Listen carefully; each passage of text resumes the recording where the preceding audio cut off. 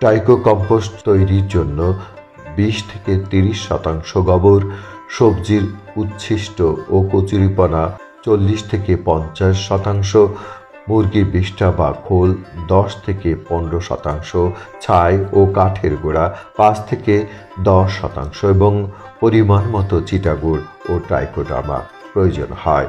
এ সার তৈরি করতে প্রথমেই ছায়াযুক্ত স্থানে পাকা রিং বা গর্ত করে নিচে পলিথিন বিছাতে হয়। ট্রাইকো কম্পোস্ট এটা জৈব সার এবং অল্প দিনের ভিতরে এটা তৈরি করা যায়।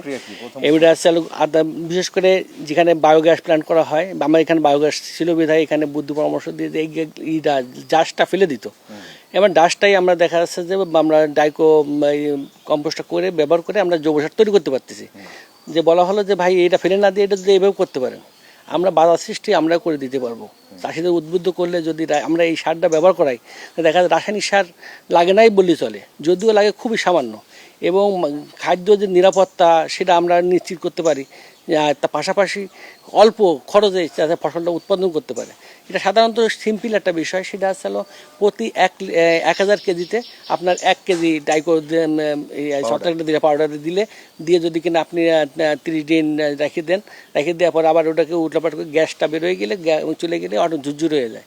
তখন আমরা ওটাকে চাকনি দিয়ে চাইলে আমরা যখন বুঝতে পারবো গন্ধ নেই এবং বাদামি রং ধারণ করেছে, তখন এটা উপযোগী হয়ে যাবে, আমরা এটা ফসলকে ব্যবহার করতে পারবো।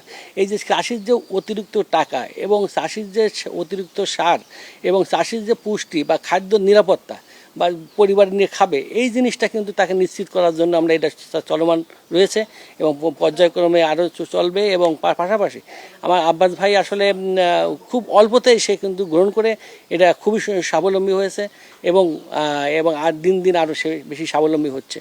সব উপাদান প্রথমে মিশিয়ে নিতে হয়।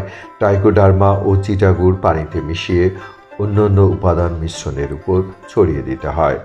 পরিমাণ মতো পানি দিয়ে রাখতে হয়, তবে যেন চিপলে পানি বের না হয় এমন অবস্থায় রাখা দরকার হবে।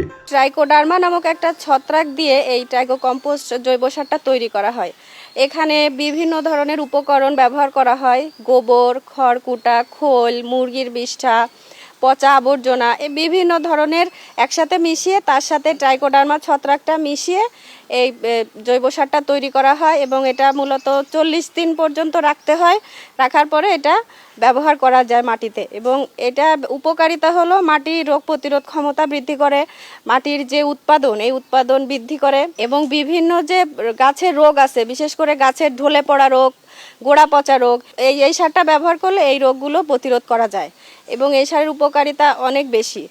এটা অনেক দিন পর্যন্ত সংরক্ষণও করা যায় এবং যে তলানিটা পড়ে এটা থেকে লিচেট বলে, ট্রাইকো লিচেট, এই লিচেটের যে তলানিটা পড়ে চেম্বার থেকে নিচে একটা পাত্রের ভিতরে, এটা যদি গাছে স্প্রে করা হয় তাহলে গাছের রোগ প্রতিরোধ ক্ষমতা অনেক বেশি বৃদ্ধি পায়। ওই লিচেটটাও খুবই উপকারী।